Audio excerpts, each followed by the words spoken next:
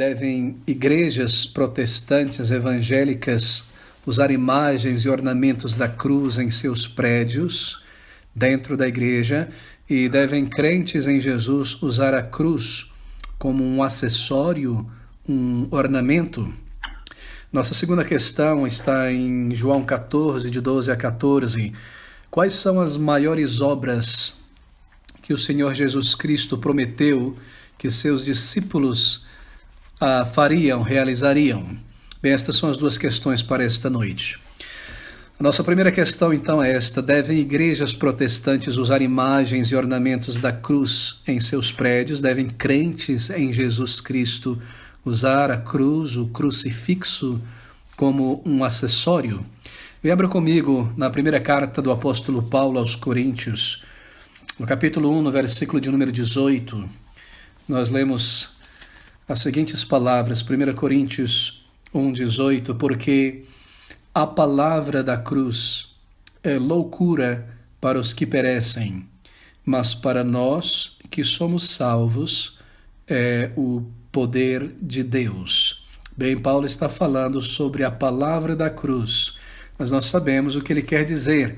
Ele se refere à mensagem, à obra do Senhor Jesus Cristo na sua cruz, isto é, a sua obra expiatória no lugar do seu povo. Bem, no Novo Testamento, a palavra cruz, ela de maneira invariável se refere ao instrumento no qual o Senhor Jesus Cristo sofreu tortura e morte. A palavra grega que nós temos traduzido para o português como cruz, a palavra stauros, e essa palavra ela significa literalmente estaca ou haste, ou um mastro vertical. Esse é o significado primário da palavra cruz no grego, um haste vertical, uma estaca. E secundariamente a palavra stauros, ou cruz, ela é utilizada para se referir a um instrumento de punição, de execução, a cruz como utilizada pelos gregos e sobretudo pelos romanos. Mas os romanos, ao longo da história, eles modificaram esta forma de punição na estaca, que era utilizada pelos babilônios, pelos gregos, não é pregar alguém, amarrar alguém, torturar alguém em uma estaca. Os romanos mudaram isso e eles começaram a utilizar esta estaca junto com a outra estaca e formar a cruz e formar o X, não é? E várias maneiras de se utilizar esse instrumento para tortura, de tal maneira que os historiadores têm uma certa dificuldade em determinar a forma precisa da cruz do Senhor Jesus Cristo, se foi uma estaca, uma haste vertical ou um crucifixo. Agora, é possível sim que ele tenha sido pregado em uma estaca simples, o que os romanos chamavam de cruz simplex, mas é muito mais provável que ele tenha morrido em uma estaca com uma viga transversal perto do seu topo, aquilo que os romanos chamam de crux imícia ou imissa.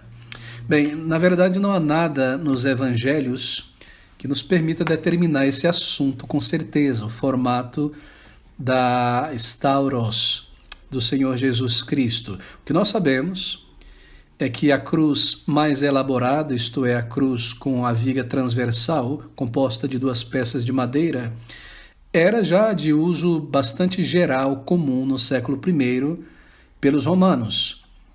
Assim, é muito provável que ele tenha de fato sido crucificado em uma stauros, em uma estaca vertical com uma viga transversal, em uma cruz.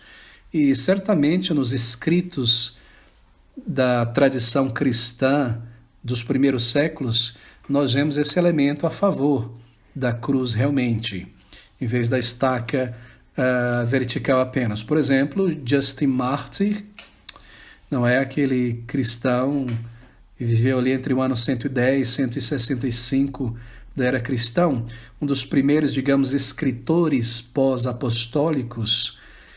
Ele atesta o fato de que a cruz foi empregada na crucificação do Senhor Jesus Cristo. Em uma descrição da crucificação de Cristo, ele disse o seguinte: uma viga é colocada na vertical e outra viga é encaixada nela. Assim ele descrevia a crucificação e apontava para a crucificação do Senhor Jesus Cristo. E assim nós cremos que, de fato, a sua cruz, embora a palavra cruz, stauros, significa primariamente estaca, o mastro vertical, esse uso tenha sido modificado pelos romanos, usando a cruz com a viga horizontal, e que o Senhor, de fato, tenha sido crucificado em uma cruz, em uma estaca vertical com uma viga horizontal. E possivelmente o que o Senhor Jesus Cristo carregou na sua via dolorosa, assim por dizer, não foi a cruz ou as duas estacas, mas apenas uma parte dela. De modo que esta parte, que seria a viga transversal, seria unido à viga vertical, que já estaria no lugar, à espera. Nós lemos que Simão, não é, o homem sirineu, ajudou o Senhor a carregar aquela viga por parte do caminho. Assim é possível que somente esta parte transversal tenha sido carregada, embora bem pesado, e a outra estaria ali, já no Monte Calvário. Alguns descrevem 3 árvores ou restos de árvores em que esta viga transversal fora fixada. Outros já descrevem uma estaca realmente que fora colocada verticalmente junto com a viga transversal. De qualquer forma, a evidência aponta para a cruz. Agora, a idolatria, ou a idólatra Igreja Católica Romana, ela criou um símbolo sagrado da cruz.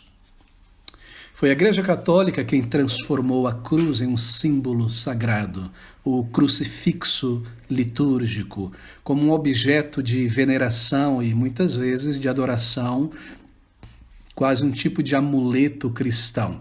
Porque nas igrejas romanas, você sabe, cruzes são armadas, não é? E os fiéis são encorajados a reverenciar, a se prostrar de joelho, a beijá-las, a baixar a cabeça, a dobrar o joelho diante de cruzes. Isso é uma tradição católica romana e também ortodoxa. E mesmo a carregarem a cruz em crucifixo, forma de crucifixo em seu pescoço, como um objeto de proteção, como um auxílio para a reza, o terço, por exemplo, ele é acompanhado de um pequeno crucifixo. Isso nós vemos hoje em dia de maneira popular. Então foi a Igreja Católica Romana quem transformou a cruz em um objeto litúrgico, um objeto sagrado. Agora, historicamente, os protestantes eles têm evitado, marque isso, todo tipo de uso de cruzes materiais. Mas hoje em dia, já não é mais incomum encontrá-las em prédios de igrejas protestantes e de igrejas evangélicas, não é? E mesmo não só fora dos prédios, marcando ali a igreja com a cruz, a igreja protestante, mas também muitas vezes dentro da própria igreja, na parede, num canto, numa lateral, numa entrada, nos salões das igrejas evangélicas, montadas às vezes em forma artística, não é? Na entrada, numa porta de metal, de madeira, ou um mosaico desenhado na porta em forma de cruz, diante dos olhos da congregação, às vezes atrás do próprio púlpito. Veja você encontra cruzes em igrejas evangélicas hoje. Eu não preciso me delongar nesse ponto, você já deve ter visto muito disso, não é? Em igrejas evangélicas, cruzes na entrada, atrás do púlpito. Hoje em dia a moda, de alguns anos para cá, é fazer o púlpito em forma de uma cruz também. E você observa isso no Brasil e em toda parte, e está se tornando cada vez mais comum entre crentes evangélicos esse tipo de coisa. E o que você passa a ver agora é que se torna também comum entre crentes evangélicos usar a cruz ou o crucifixo como um colar, como um broche, sem falar em tatuagens da cruz. Você vê isso aí nesse meio gospel demais, né? Grandes colares com uma cruz pendurada. Você observa isso em todo lugar hoje em dia, crentes usando acessórios do crucifixo. Mas, queridos, eu devo dizer, eu espero que vocês concordem comigo, que isso é algo tremendamente lamentável, penso eu. E é lamentável pelos seguintes motivos. Primeiro, cruzes, elas são imagens que se tornaram imagens religiosas pelo catolicismo romano há séculos. E a lei de Deus, a palavra de Deus, ela proíbe estritamente o uso de imagens religiosas. Êxodo capítulo 20, versículo 4 diz: não farás para ti imagens de escultura, como uma referência a imagens religiosas. E a cruz agora é usada como uma imagem religiosa.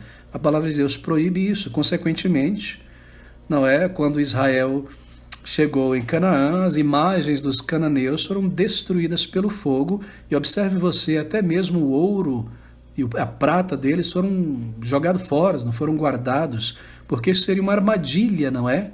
Para o povo de Deus, e levaria o povo de Deus à destruição. Nós vemos isso em Deuteronômio 7, de 25 a 26. Essa é a primeira razão porque nós não devemos usar crucifixos e cruzes. Em segundo lugar, lembre-se também que a cruz, como um símbolo, ela tem uma origem, na verdade, pré-cristã, ela tem uma origem no paganismo, pré-romana, pré-greco-romana, não no cristianismo. Muito antes da vinda do Senhor Jesus Cristo, a cruz era um símbolo pagão comum e usado quase universalmente nas religiões antigas. Podia ser encontrado entre os egípcios o uso da cruz como um símbolo religioso, entre os assírios, e era venerada a cruz entre os babilônios como um símbolo místico, não é? Era utilizado como uma espécie de T, como a inicial de Tammuz, um de seus deuses babilônicos. Você ainda vê isso hoje por aí, aquela cruz sem a cabeça, né? São o T. Na Roma pagã, ela aparecia em moedas, em estandartes romanos, e também usada nos símbolos das virgens vestais de Roma, que usavam a cruz suspensa em seus colares. Assim, nós vemos que a cruz é um símbolo antigo, não é? De religiões. E a palavra de Deus diz em Jeremias 10:2, assim diz o Senhor: não aprendais o caminho dos gentios. É exatamente isso que aconteceu. Agora, em terceiro lugar, foi no catolicismo, como eu mencionei, catolicismo romano, que o uso da cruz como objeto de ornamento passou a existir posteriormente como um uso litúrgico, não é? Primeiro como símbolo ornamental, figuras pintadas em paredes das catacumbas, posteriormente, na verdade, e depois como objeto litúrgico. Veja, o catecismo da Igreja Católica você encontra na internet ou compra na livraria Paulus, lá no parágrafo 2132, 2132, diz o seguinte, observe isso. Estou citando, abre aspas, o culto cristão das imagens não é contrário ao primeiro mandamento, que proíbe os ídolos. Como efeito, a honra prestada a uma imagem remonta ao modelo original. E quem venera uma imagem, venera nela a pessoa representada. Eu me pergunto de que maneira isso se aplica à cruz, o crucifixo, né? Imagem original, mas aqui eles estão defendendo o uso de imagens em geral. Agora, no parágrafo anterior, 2131, eles dizem o seguinte, abre aspas, com base no mistério do Verbo encarnado, o Sétimo Concílio Ecumênico de Nicéia, ano 787, justificou contra os iconoclastas o uso dos ícones, dos de Cristo e também dos da Mãe de Deus, dos anjos e de todos os santos. Agora preste atenção. Encarnando, o Filho de Deus inaugurou uma nova economia das imagens. Você entendeu o que eles querem dizer? Que Deus é invisível. Bom, mas desde que ele se encarnou, então Deus se tornou visível, ele se tornou uma imagem. Então agora nós podemos usar imagens. Isso é a maneira católica romana de justificar seus ídolos e também o uso do crucifixo. No quarto lugar, mesmo que se reivindique a cruz como um sinal especialmente cristão, e se diga, não, nasceu no paganismo, mas tem toda a referência a Cristo, a sua morte, mesmo que se reivindique a cruz como um sinal especialmente cristão, por causa da cruz em que Cristo foi crucificado, bem, é claro, existem perigos inerentes, não é, a uma cruz material. Você se lembra, por exemplo, da serpente de bronze, feita por Moisés, que Deus disse para Moisés construir. Aquela serpente, ela também tinha associações sagradas, não é? E o povo a considerava como um objeto supersticioso. O Senhor Deus disse a Moisés que levantasse aquela serpente naquela estaca, para que aquele que olhasse para ela fosse curado. Uma representação de Cristo, não é? Esmagando a cabeça da serpente, o pecado por nós. E isso teve um objeto e uma função específica naquele momento daquela praga das serpentes abrasadoras. Mas sabe o que aconteceu? Os judeus colocaram na mochila a serpente de bronze e foram peregrinando pelo deserto até chegar em Canaã. Eles levaram embora a serpente de bronze e daqui a pouco aquela serpente de bronze se tornou um ídolo em Israel e um deus. Abra comigo em 2 Reis, capítulo 18, versículo de número 4. 2 Reis 18, 4. Foi necessário que Ezequias partisse e destruísse em pedaços aquela serpente. Eles guardaram ela por séculos. 2 Reis 18, 4. Observe. Ele tirou os altos, Ezequias, quebrou as estátuas, deitou abaixo os bosques e fez em pedaços a serpente de metal que Moisés fizera, porquanto até aquele dia os filhos de Israel lhe queimavam incenso e lhe chamaram Neustan. Não é incrível? Não é incrível ler uma coisa dessa? Que eles pegaram algo que Deus prescreveu como um remédio e transformaram o remédio em um veneno. Você percebe o perigo inerente de usar-se cruz física, material, ainda embora como um símbolo, um sinal especial cristão, que isso pode levar à idolatria e não só pode, como levou a veneração da imagem, o uso da imagem como um amuleto. Por quê? Porque o coração humano é um panteão de ídolos. Um panteão de ídolos, é uma fábrica de ídolos, o coração humano. E Satanás está muito apto a transformar qualquer coisa em um ídolo.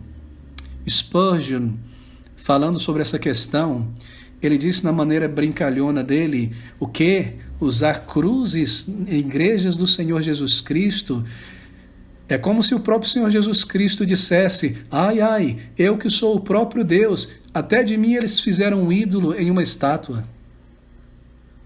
Não é interessante a maneira como Spurgeon coloca isso? Até o próprio Deus eles transformam em ídolo. Não é incrível a mente humana? Em quinto lugar, há uma teoria bem provável sobre como os primeiros cristãos se reconheciam no primeiro século.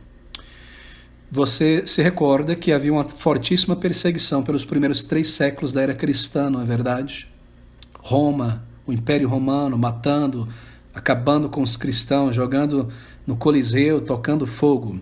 E considera-se a hipótese de que os primeiros cristãos, eles utilizavam alguns códigos secretos para se reconhecerem. Havia forte perseguição romana durante esses primeiros 3 séculos do cristianismo, e essas perseguições eram brutais. Cristãos eram banidos de cidades, eram mortos, eram atacados de todo tipo. Assim, a fé em Cristo era uma religião clandestina no Império Romano, e além da perseguição judaica, os judeus também perseguiam à morte os cristãos. Lembre-se de Saulo de Tarso, não é? E é por isso que cristãos não podiam se revelar abertamente, muitas vezes, em determinados lugares. E é nesse contexto que nós perguntamos como um cristão poderia saber, então, se uma outra pessoa que ele encontrava no caminho, na feira, numa vila, era também um cristão, no contexto ali greco-romano. Bem, é claro, além de tomar as precauções evidentes, não é? Informar-se sobre a pessoa com outro cristão, aquele lá é um crente, aquela senhora é uma crente, há uma hipótese que é bastante plausível, que os primeiros cristãos utilizavam alguns códigos secretos para confirmarem se eles estavam diante de um irmão em Cristo. E um desses códigos secretos, muito interessante, era o ictus. Ictus. Ictus é a palavra grega para peixe. Peixe. E segundo essa hipótese, quando um cristão supunha estar diante de um outro cristão clandestino, digamos assim, que ele não sabia, conversando ali no caminho, numa viagem, numa estalagem. Sabe o que eles faziam? Estavam ali batendo papo, essas duas pessoas, e um deles queria saber se o outro era um irmão, um cristão. Você não podia se revelar publicamente. Então um deles, ali batendo um papo, desenhava uma curva, uma meia lua no chão, assim brincando ali, conversando com um graveto, com um dedo sentado, fazia uma meia lua. E se a outra pessoa desenhasse a outra meia lua sobreposta, formando um peixe, cruzando ali, formando um peixe, então, completando a figura de um peixe, seria muito maior a probabilidade de que se tratasse de um seguidor do Senhor Jesus Cristo. Esse era o código secreto deles, o peixe. Não é interessante? Era assim que eles se reconheciam. Havia também o C e o P, não é? As primeiras palavras, o XP de Cristo, escritas em algumas casas, em alguns alojamentos, que representavam ali a um cristão. Mas eles usavam o ictus, ou essa forma de se identificarem. Agora, por que a imagem de um peixe? Por que eles escolheram essa imagem de um peixe? Bem, porque as letras que formam a palavra peixe no grego, que eu acabei de mencionar, ictus ou ictis, quando elas são colocadas em fórmula maiúscula, não é? São cinco letras, elas formam um acrônimo com as iniciais Jesus Christus Theo Ios Soter, que significa Jesus Cristo, Filho de Deus, Salvador. Por isso eles usavam peixe ou ictus, porque a palavra ictus, suas letras, formavam um acrônimo, as iniciais dessa declaração: Jesus Cristo, Filho de Deus, Salvador.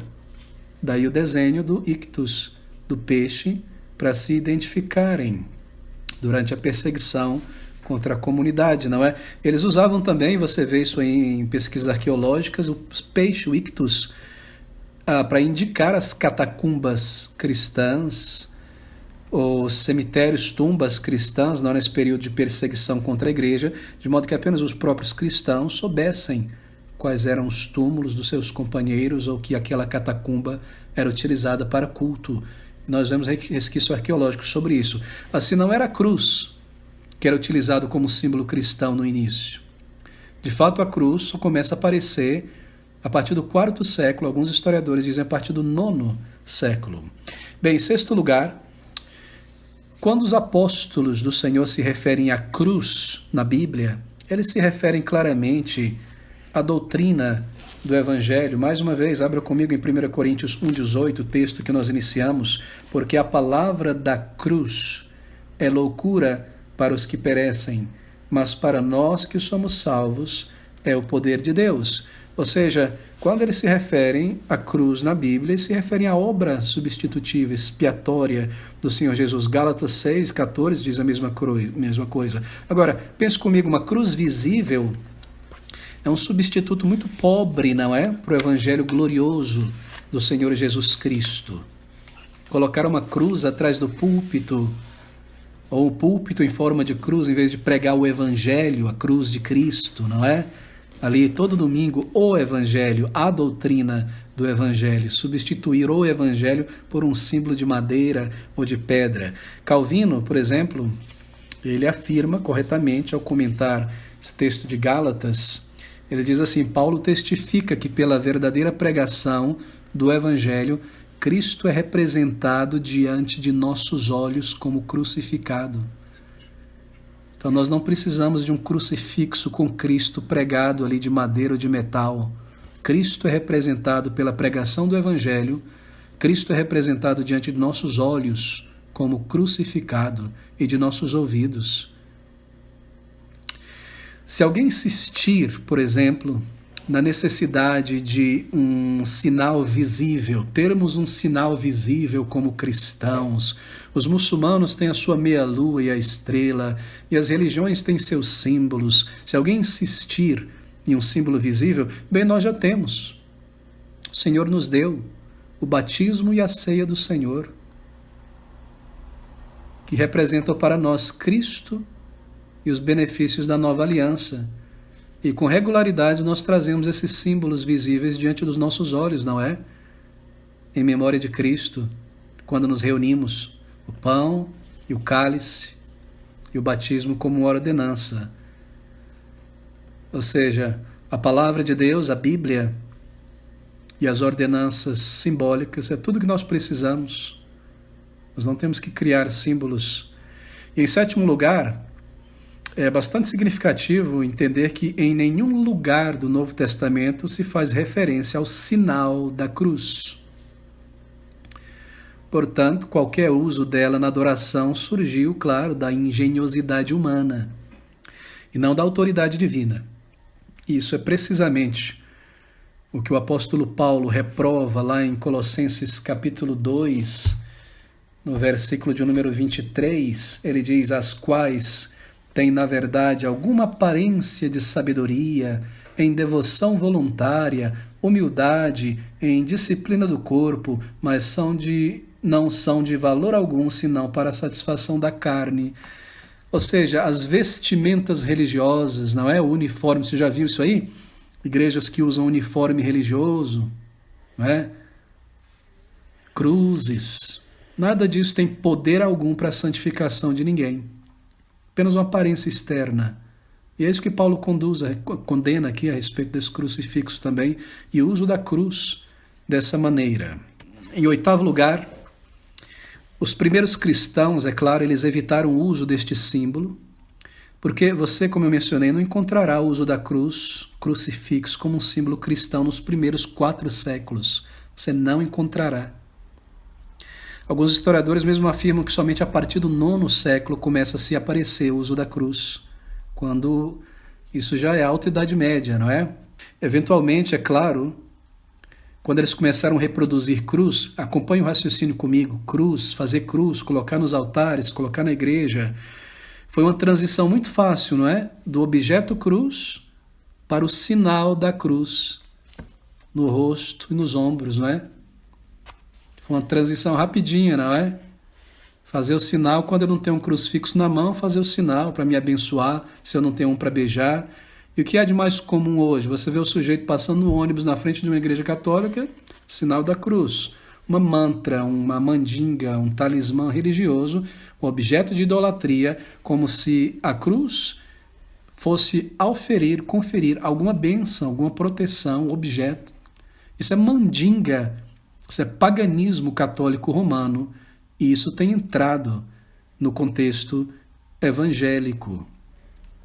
Bem, em nono e último lugar, nós observamos também que os reformadores eles estavam unidos, não, embora em países diferentes, em sua determinação de livrar a igreja das cruzes e dos crucifixos. E eles tiveram tanto sucesso em fazer isso que em 1574, o pregador Whitgift, um dos pregadores reformados, ele disse o seguinte: quanto aos papistas, né, de Roma, de Papa, nós estamos longe o suficiente deles agora, pois eles representaram o sinal da cruz e o adoraram. Nós não o fazemos. Eles o usaram para afastar espíritos e demônios. Nós também não fazemos. Eles atribuem poder e virtude ao crucifixo, à cruz. Nós não. Eles o tinham em suas igrejas, nós não os temos mais. 1574. Os reformadores se lançaram contra essa parafernália visível do catolicismo romano. Bem, eu não preciso me delongar e me desdobrar lhe dizendo sobre o influxo do uso do crucifixo em igrejas evangélicas, não é verdade? O ecumenismo trouxe isso, a igreja emergente trouxe isso, a igreja mundana trouxe isso, a música cristã contemporânea e seus artistas trouxeram isso, e a grande influência católica romana sobre os protestantes, sobre os evangélicos, trouxe isso. E também, tristemente, esses movimentos recentes dentro do meio reformado trouxe isso, como o neocalvinismo. Hoje você encontra aqui no Brasil e em outras partes igrejas que se dizem batistas reformadas ou presbiterianas reformadas que usam o crucifixo em sua igreja. Há um pastor que tem a preferência pela cruz celta, que é aquela cruz com um círculo em volta, não é? Que mostra a presença do Espírito e do Pai, e usa isso aí na mesa durante a ceia do Senhor e coisas como essas. Então você percebe esse ranço ecumênico dentro do neocalvinismo. Alguns não parecem perceber. Eles dizem, isso não tem nada a ver, não tem nada a ver isso ou aquilo, mas não percebem a maneira como esse misticismo e esse tipo de coisa tem entrado no meio tradicional reformado, não é? Então, mesmo em nosso meio, nós temos encontrado esse tipo de coisa. Agora, eu devo dizer que, para além do crucifixo, nós não devemos, e essa é a proibição da palavra de Deus, utilizar imagens para representar Deus Pai, nem Deus Filho, nem Deus o Espírito Santo. É claro que não. A palavra de Deus diz, não farás para ti imagens de escultura, imagens religiosas de escultura. Nós não podemos fazer isso. Em muitos lugares, o Espírito Santo de Deus é representado pela pomba, não é? Mas nós não devemos fazer isso. Nós não devemos representar o Espírito Santo de Deus pela pomba. Essa foi uma maneira simbólica, ali, em um momento específico, no contexto do Evangelho, do batismo do Senhor Jesus Cristo, mostrando a Trindade Santa, falando e comunicando a obra do Senhor. Mas isso não nos foi dado como um elemento simbólico para ser utilizado. Nós não vemos isso no Novo Testamento. Nós não vemos o uso do símbolo. Nós não vemos tal tipo de apresentação. Assim, penso eu, é incorreto para crentes evangélicos utilizarem a pomba como símbolo do Espírito Santo, materialmente falando, não é? Como uma figura a pôr dentro da igreja, carregar em seu colar como símbolo do Espírito Santo, é claro, como simbolizando isso. Assim como nós não devemos utilizar algum símbolo para representar o Pai, seja o símbolo do infinito, ou para representar a Trindade, o triângulo dentro de igrejas, pendurado em colares como representação simbólica da divindade. E deixe-me ir além, talvez você não concorde comigo, mas se você pensar por um instante, e alguns vão dizer, não tem nada a ver, eu espero que não em nosso meio, mas esse é o tipo de declaração da igreja de nossos dias, não é? Eu creio que não se deve utilizar nem o leão como a representação do Senhor Jesus Cristo.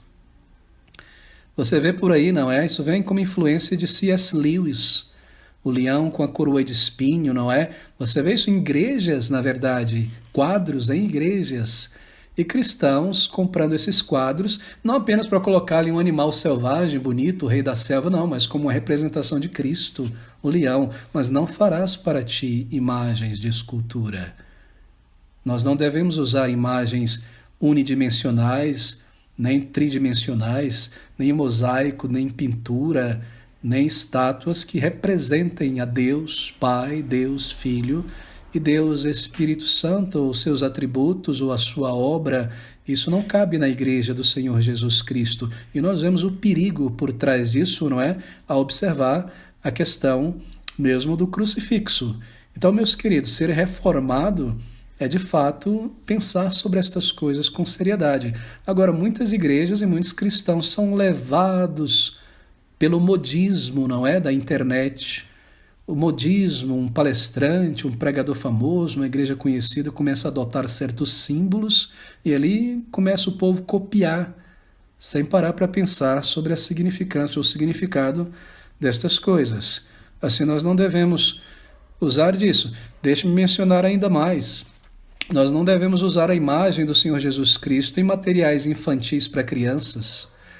Uma das coisas belas do material Projeto Lições para a Vida, que você não encontrará em todos os seus recursos visuais uma imagem do Senhor Jesus Cristo. Agora, quando você visita uma livraria evangélica típica de nossos dias, ali em qualquer lugar, o que você encontra? Você encontra bíblias infantis, não é? E nessas bíblias infantis, logo na capa, você tem a imagem de um Jesus católico, ou de algum tipo, não é? De um Jesus super-herói, e ao longo das páginas, mas isso é erro, isso é erro. O Senhor Jesus Cristo é Deus, ele não deve ser representado por figuras. Não dê uma Bíblia dessa para o seu filho, para o seu neto, nem pinturas com a representação do Senhor Jesus Cristo. Isso é um grande erro, não farás para ti imagem de escultura. Você sabe uma das maneiras como o ecumenismo católico entrou no meio evangélico a partir dos anos 60, ou 70, 80, perdão, em diante? Foi através do filme Jesus. Quantos aqui já assistiram? Eu, na minha adolescência, assisti esse filme Jesus bem umas 15 vezes, em igrejas, em cruzadas. E o que você tem ali? Você tem exatamente o que a Bíblia proíbe, uma representação do Senhor Jesus. Ah, mas não é uma estátua. Bom, não interessa se é uma representação unidimensional, numa figura, pintura, ou tridimensional, em movimento, no filme. Uma imagem mente a respeito da divindade. Como nós podemos representar o Salvador desta maneira? Você se recorda que os discípulos do Senhor Jesus, os apóstolos, eles conviveram com o Senhor Jesus ombro a ombro, não é? Até sentiram o cheiro de Cristo, ouviram a voz dele, tocaram nele, abraçaram nele, carregaram ele. Mas sabe o que eles nos falam sobre o Senhor Jesus? Sua glória, seu ensino, sua verdade, seus milagres, sua mensagem. Eles não nos dão nenhuma descrição sequer sobre o Senhor Jesus fisicamente, sobre a cor da pele dele, a altura dele, o comprimento da barba dele, a grossura da sobrancelha dele, a maneira como ele andava, a maneira como ele gesticulava. Eles não nos dão absolutamente nenhuma informação sobre Jesus Cristo fisicamente, para que não se fosse transformado o Filho de Deus em um ídolo, não é, pagão. Eles nos falam sobre a sua glória. Vimos a sua glória, cheia de quê? De graça, de verdade, não é? Então nós lembramos disso também. Nada de filmes do Senhor Jesus Cristo, de séries, muito menos de novelas absurdas e horríveis que nós vemos por aí, figurando a pessoa do Senhor Jesus Cristo. Assim, meus queridos irmãos, fica esta exortação. Como protestantes evangélicos, crentes bíblicos, nós não devemos permitir cruzes materiais em nossas igrejas, e devemos nos opor a essa tendência de restaurá-las como algum tipo de ornamento, apenas um ornamento, uma relíquia da idolatria. Isso só pode ser uma ofensa a Deus Todo-Poderoso. Eu termino com essas palavras, são as últimas palavras de 1 João 5,21. Filhinhos, guardai-vos dos ídolos.